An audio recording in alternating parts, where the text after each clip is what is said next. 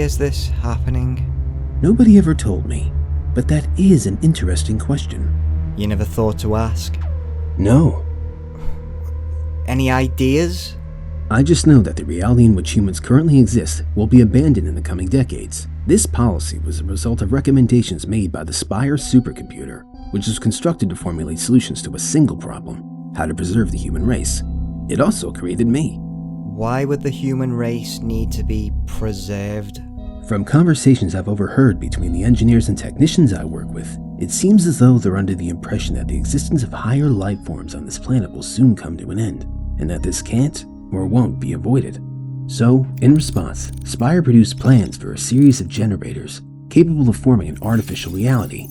We call it the Embrace, an entirely new dimension that humanity could be evacuated to. This is the Anabasis Project. They're really doing this? Who's doing this? That's another interesting question. You didn't ask that either. I know the names of the engineers and technicians I work with. Could you speculate? Considering the scale of the infrastructure involved, the resources needed, and the fact there are multiple generator sites around the world, with many more either planned or under construction, the project must have been approved at the highest levels of government in most, if not all, major nations. Why haven't they told anyone? Isn't this a good thing? No, it's a terrible idea. Why is it a terrible idea? My function is to test different iterations of the Embrace, and the effects that it has on a simulated human consciousness. The majority of these tests took place before the system was stable enough to test with living organisms. But even now, after years of work and countless modifications, the Embrace remains seriously flawed. The generators produce a simplified version of what you would understand as reality. It's not a place you would want to spend the rest of your life. Then there are the problems associated with coexisting realities. It was found that the sudden appearance of a new dimension had a distorting effect on the existing one, fragmenting it and opening rifts to a whole spectrum of other dimensions. Also, the transfer process, moving individuals from one reality to another, is unreliable. They're aiming for a success rate of 85%. What happens to the other 15%? That varies. Sometimes only part of the individual is transferred. The upper half, the body minus the limbs, everything but the skin and muscle tissue. Subjects have reappeared after failed transfers, partially trapped inside walls or objects, fused with animals or other humans who were in close proximity. There have even been a small number of instances where erroneous transfers have sent people to the wrong dimension altogether, some lost forever in endless voids or locked in four-dimensional space. Yeah, okay, I get it. Well, can I opt out or... I'm afraid not. But can I keep my head down? You know, like avoid it? I just won't open any of the letters. I guess you could leave town, outside the range of the generators, but eventually you'll just find yourself in the same situation. Globally, there are only 39 test sites, collectively transferring just a few thousand individuals per year. But when the test phase is completed and the program is rolled out everywhere, there will be no place to hide, and there will reach a point where evasion becomes a less desirable option. As the capacity of the Embrace grows, it will eventually cause the reality you currently exist in to become so distorted that it will be uninhabitable. Yeah, but people are gonna notice that this is happening and go fucking berserk. You can't sneak something like this past them.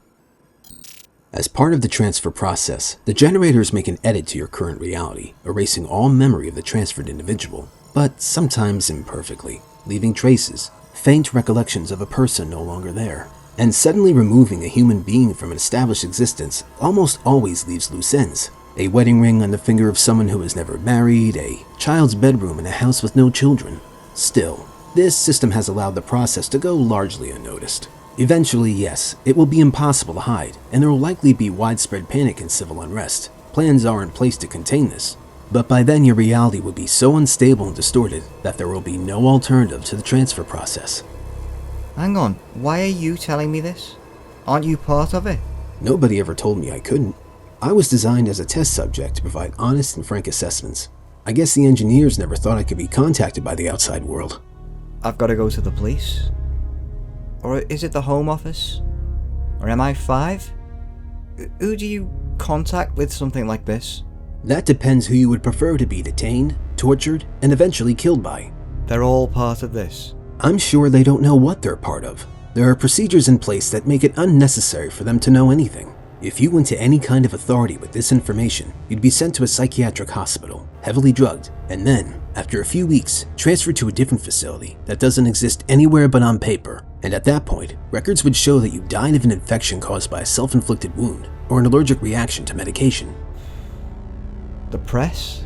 If you contacted a media outlet and they actually took you seriously, I can assure you our security operatives would get to you before the reporter they'd send to verify your claims. If you independently published evidence on the internet, it would be instantly scrubbed, and so would you.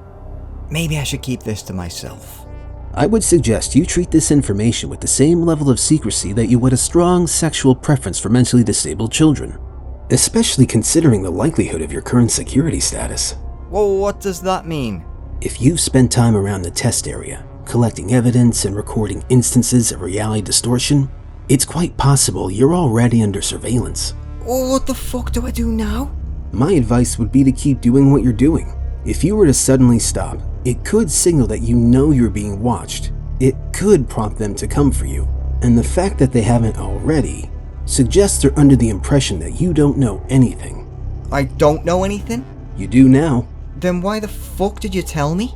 Because you asked. Okay, but out of politeness, you could have said, just a quick warning, the answer to your question may lead to you being abducted and killed.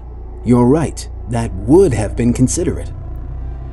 Alright, is there any chance you can take me off the watch list? You know, like, edit the records? Yes, I could. Okay, so will you help me out? Tell me more about these symbols you've been finding. Yeah, I thought that seemed too easy. What do you want to know? Where did you find them? All over town. New ones appearing all the time. Who's creating them? I don't know. Some are in different styles. I don't think it's just one person. Apart from that. And taking a picture of one of these symbols somehow established the network connection we're using right now? Not one symbol. I combined a few from different places. You knew how to combine them? How? I don't know. I looked at them and it just made sense. Could I take a look at it?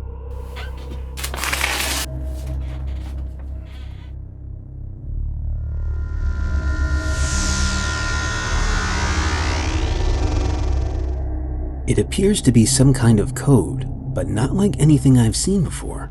From what I can decipher, its activation creates an infinitely narrow tunnel through the fabric of reality. I believe the connection we're using to communicate is extra-dimensional in nature.